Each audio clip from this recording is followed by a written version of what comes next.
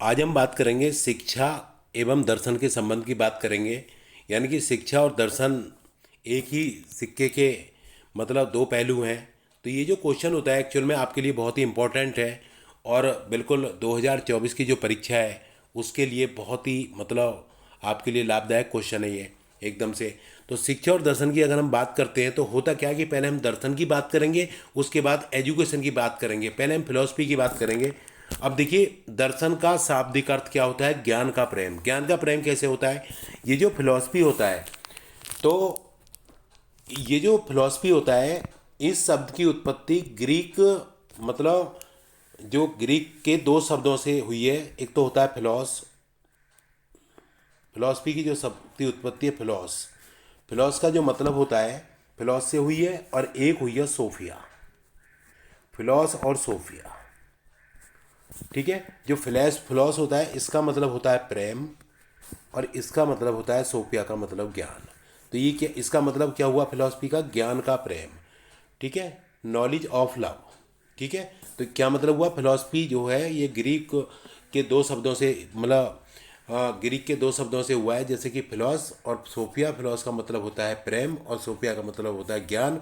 तो इस फिलॉसफी का मतलब क्या हुआ? ज्ञान का प्रेम मतलब हुआ, ठीक है। तो मैं आपको बताऊं एक्चुअल में इसका मतलब क्या होता है। सत्य की खोज करना और उसके वास्तविक स्वरूप को समझने की कला को दर्शन कहते हैं, ठीक है। सत्य की खोज करना और उसके वास्तविक स्वरूप को समझने की कला को ही हम क्या करते हैं? दर्शन कहते हैं। तो देखिए प्लेटो ने अपनी पुस्तक रिपब्लिक में एक बात कही थी, जो व्यक्ति ज्ञान को प्राप्त करने की तथा नई नई बातों को जानने के लिए रुचि प्रकट करता है और जो कभी संतुष्ट नहीं होता, उसे हम दार्शनिक कहते हैं, फिलोसफर कहते हैं। जो कभी भी मतलब संतुष्ट नहीं होता, मतलब नई नई बातों को जानना चाहता है, के लिए अपनी रुचि प्रकट करता है, जो कभी संतुष्ट नहीं होता, उसको हम फिलोसफर कहते हैं। तो ये आपको ध्यान देना है बिल्कुल। और इसका एक्चुअल में देखिए विशिष्ट अर्थ क्या होता है। विशिष्ट जो अर्थ होता है अमूर्त चिंतन का प्रयास। और इसका व्यापक अर्थ क्या होता है? देखो व्यापक अर्थ क्या होता है। प्रत्येक व्यक्ति दार्शनिक है। प्रत्येक व्यक्ति जो होता है वो कौन होता है? वो दार्शनिक होता है। और क्योंकि वह किसी न किसी रूप में सत्य की खोज करता है। प्रत्येक व्यक्ति क्या होता है? दार्शनिक होता है, क्योंकि वह किसी न किसी रूप में सत्य की खोज करता है। अगर हम दर्शन की विशेषता की बात करें तो अनुभव और परिस्थिति के अनुसार दर्शन। आप देख रहे हैं कि जैसे जैसे हमें एक्सपीरियंस होते हैं उसी के अनुसार हम बातें करते हैं कि हमें ये काम एक अच्छा अनुभव हुआ है, तो अच्छा काम मतलब कि उस काम को भाई और कैसे अच्छा कर सकते हैं। बुरा अनुभव हुआ है तो उसे हम कैसे बचेंगे। तो परिस्थितियाँ क्या है हमारी, हमें हर तरह की परिस्थिति का सामना करना पड़ता है, तो उसी के अनुसार हम आगे बढ़ते हैं। दर्शन और विज्ञान का संबंध आप देख रहे हैं कि आज आईसीटी का युग है। तो बिल्कुल मतलब जैसे जैसे दर्शन चेंज हुआ है वैसे वैसे आज देख रहे हैं कि आईसीटी का कितना मतलब हमारे दैनिक जीवन में कितना लाभदायक है, या किस तरह से हम आगे बढ़ रहे हैं। आज हमने अपनी लाइफ को कितना बिजी कर लिया है। तो ये एक तरीके से, और आप कह सकते हो कि यह दर्शन की विशेषताओं में आप ये भी कह सकते हो कि यह एक जीवन शक्ति है क्या, जब दर्शन की बात करते हैं। और ये जो होता है विचारों की प्राचीनतम और मौलिक शाखा है, और ये सत्य और वास्तविकता की खोज है। और ये जो होता है जीवन और अस्तित्व के बारे में खोज पर आधारित है, और यह जीवन का मार्गदर्शन है। यह ज्ञान एवं बुद्धि के लिए खोज है। यह विश्व के स्वरूप की व्याख्या करती है, और यह एक मानसिक गतिविधि है। क्या हम ये सब बात कर रहे थे दर्शन की विशेषताओं की? तो अभी तक मैंने आपसे दर्शन की बात की। दर्शन क्या होता है? ज्ञान का प्रेम होता है, सत्य की खोज करना होता है, और प्रत्येक व्यक्ति दार्शनिक है, वह किसी न किसी रूप में मतलब कि सत्य की खोज करता रहता है, ठीक है। अब हम बात करेंगे शिक्षा की, एजुकेशन की। एक्चुअल में एजुकेशन क्या होता है देखिएगा। शिक्षा शब्द को लेकर आज भी एक मत नहीं है, क्योंकि स्कूल में पढ़ने पढ़ाने को ही शिक्षा का वास्तविक रूप माना जाता है। वास्तव में ऐसा नहीं है। देखो हम क्या कहते हैं कि बच्चा स्कूल चला गया, उसी को हम एजुकेशन मान लेते हैं। किसी से हम पता करते हैं भैया एजुकेशन क्या है, स्कूल में पढ़ना पढ़ाना ही एजुकेशन है। परंतु इसका मतलब ये नहीं है, इसका मतलब है कि ऑल राउंड डेवलपमेंट, बालक के शरीर का, मस्तिष्क का, आत्मा का सर्वांगीण विकास करना ही एजुकेशन है। यहाँ तक की बात है कि भारतीय ऋषि मुनि ने जो है सा विद्या या विमुक्त ये कहकर शिक्षा का लक्ष्य निर्धारित किया था। इसका महत्व इतना अधिक था, इसे मनुष्य का तृतीय नेत्र कहा गया। ज्ञानम मनुजस्य तृतीय नेत्रम, इसे मनुष्य का तृतीय नेत्र कहा गया। और देखिए शिक्षा की दो धुरियां होती हैं, शिक्षक और बालक, जिसमें एक शिक्षक होता है और दूसरा बालक होता है। और शिक्षक अपने दर्शन से बालक को प्रभावित करता है, और शिक्षा दर्शन का गत्यात्मक रूप है। तो अभी मैंने बात करी आपसे किसकी, एजुकेशन की बात की, एजुकेशन क्या होती है। उसके बाद देखिए इनका संबंध क्या होता है, दर्शन और शिक्षा का क्या संबंध होता है। मैं यहाँ सबसे पहले एक बात कहूँगा, देखो एक्चुअल में क्या होता है कि दर्शन और शिक्षा की अलग अलग व्याख्या करने से ये बात स्पष्ट हो जाती है कि दोनों का लक्ष्य व्यक्ति को सत्य का ज्ञान कराना है। दर्शन का भी यही काम है और एजुकेशन का भी यही काम है, सत्य का ज्ञान कराना है और उसके जीवन को विकसित करना। और ऐसी दशा में यह कहना उचित होगा कि दर्शन और शिक्षा का घनिष्ठ संबंध ही नहीं है, बल्कि दोनों एक दूसरे पर आश्रित भी हैं। ठीक है, दोनों का काम क्या है, सत्य का ज्ञान कराना। तो दोनों एक दूसरे पर क्या हुए, एक दूसरे पर आश्रित हैं। तो कैसे आश्रित हैं, दर्शन जीवन के उस लक्ष्य को निर्धारित करता है जिसे शिक्षा मतलब प्राप्त करना है, जिसे शिक्षा से प्राप्त करना है। मतलब कि दर्शन तो हमारे जीवन के लक्ष्य को निर्धारित करेगा और उसको हम एजुकेशन से प्राप्त करेंगे। तो इसलिए दोनों में संबंध है। इसी तरीके से देखो, दर्शन शिक्षा के विभिन्न अंगों को प्रभावित करता है, बिल्कुल विभिन्न अंग। देखो कैसे करता है, आप खुद सोचिए।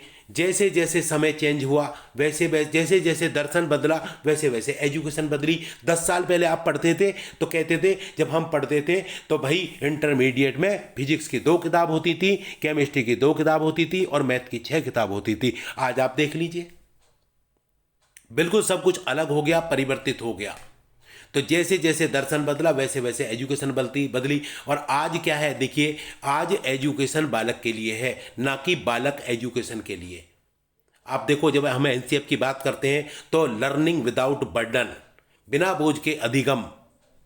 और आज मतलब कि एजुकेशन मतलब बालक के लिए बालक नहीं है, बल्कि एजुकेशन के लिए। खुद ढूंढे कि सबको पढ़ना है। तो आज समय बदल गया है बिल्कुल अच्छी तरीके से। ठीक है, तो दर्शन शिक्षा के विभिन्न अंगों को प्रभावित करता है। आज आप देखिए पाठ्यक्रम बदल गया, नई राष्ट्रीय शिक्षा नीति आ गई, तो एनसीएफ में भी यही बातें कही गई हैं।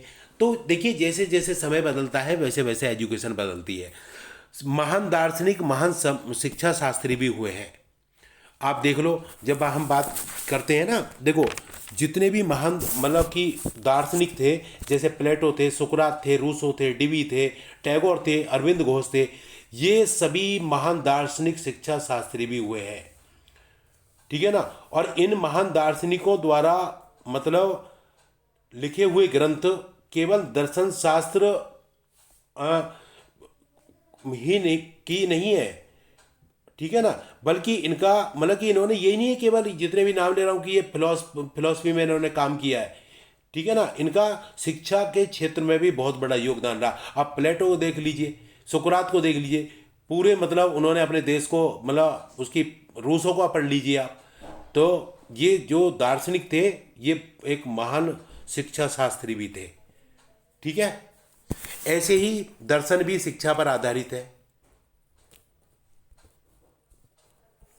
क्योंकि शिक्षा दर्शन का गत्यात्मक साधन है। शिक्षा जो होती है दर्शन का, शिक्षा लक्ष्य को प्राप्त करने का एक साधन है। शिक्षा दर्शन के सामने नई नई समस्याएं प्रस्तुत करती है। जब भी एजुकेशन होती है ना, फिलॉसफी के सामने नई नई समस्या पैदा करेगी और फिर वो सारी चीज़ें बदलती चली जाती है। तो मैं समझता हूँ कि आपको अच्छे से समझ में आया होगा। उसके बाद देखिए दर्शन और शिक्षा के उद्देश्य। अगर हम दर्शन देखिएगा, शिक्षा के उद्देश्य का निर्माण प्रत्येक देश और काल दर्शन के अनुसार हुआ है और होगा। जो शिक्षा के जो उद्देश्य हैं प्रत्येक देश में काल में दर्शन के अनुसार हुआ है और होगा। इस सेंटेंस का मतलब समझिए।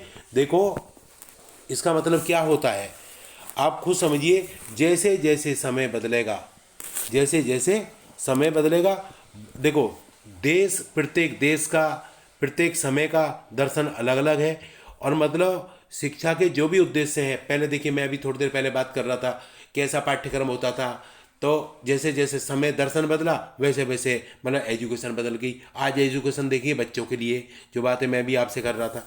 तो बात करते हैं ना इनके उद्देश्य की, ठीक है, ये बात हो गई है। उसके बाद देखिए पाठ्यक्रम की अगर हम बात करते हैं तो पाठ्यक्रम भी दर्शन से ही प्रभावित होता है। अभी वही बातें हैं, बिल्कुल बार बार आप चाहे उसे रिपीट करो मत करो, क्योंकि देखो जो दार्शनिक विचारधारा जहाँ मानव जीवन के उद्देश्य का निर्धारित करती है और वह उन उद्देश्यों की प्राप्ति के लिए पाठ्यक्रम का निर्माण भी करती है, ठीक है। जो दार्शनिक विचारधारा है जहाँ मानव जीवन के उद्देश्यों को निर्धारित करती है, वहाँ उन्हीं उद्देश्यों की प्राप्ति के लिए पाठ्यक्रम का निर्माण करती है, ठीक है। तो यानी कि यहाँ तक की बात है कि मतलब आप खुद समझिए, मतलब जो भी चीज़ें होती हैं जैसे जैसे कि देखिए पूरा पाठ्यक्रम है वो दर्शन से ही प्रभावित होता है, ठीक है। उसके बाद देखिए दर्शन और शिक्षण विधियाँ, दर्शन में परिवर्तन हुआ है। तो आज देखिए पहले हम ब्लैक बोर्ड पर पढ़ाते थे, आज देखिए नए नए पीपीटी के द्वारा या प्रोजेक्टर के द्वारा हम पढ़ा रहे हैं। तो ये सब क्या है कि देख जैसे दर्शन चेंज हुआ वैसी सारी चीज़ें बदल गई हैं।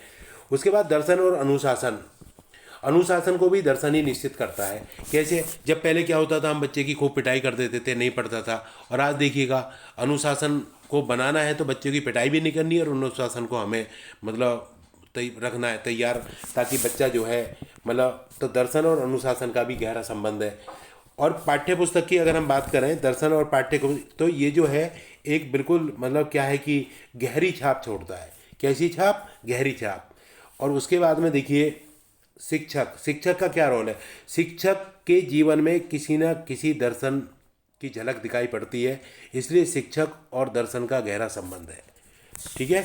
शिक्षक के जीवन में किसी न किसी दर्शन की झलक दिखाई पड़ती है, इसलिए शिक्षक और दर्शन का गहरा संबंध है। तो मैं समझता हूँ कि ये आपके 12 पॉइंट थे और मैंने बिल्कुल आपको आराम से बताया, और आप आराम से इन 12 पॉइंट को ध्यान रखिए और फिर देखिए आप पूरा 15 नंबर का क्वेश्चन करके आओगे। आपके लिए बहुत ही इंपॉर्टेंट क्वेश्चन है कि शिक्षा और दर्शन का जो संबंध है, बहुत ही इंपॉर्टेंट क्वेश्चन है। तो आपको ये पढ़िएगा, शिक्षा और दर्शन दोनों ही एक सिक्के के दो पहलू हैं। तो ये आपके लिए एक छोटा सा मैंने प्रयास किया था, थोड़ा सा इसको शॉर्ट रूप दिया था। तो आप जो है अच्छे से पहले दर्शन के बारे में दीजिए, दर्शन क्या होता है, फिर शिक्षा के बारे में दीजिए, दोनों का काम क्या होता है। तो मैं समझता हूँ कि कहीं ना कहीं ये वीडियो आपके लिए लाभदायक सिद्ध होगा। अगर आपको अच्छा लगे वीडियो तो भाई लाइक कर देना, सब्सक्राइब कर देना और दोस्तों को शेयर कर देना और एक छोटा सा कमेंट्स दे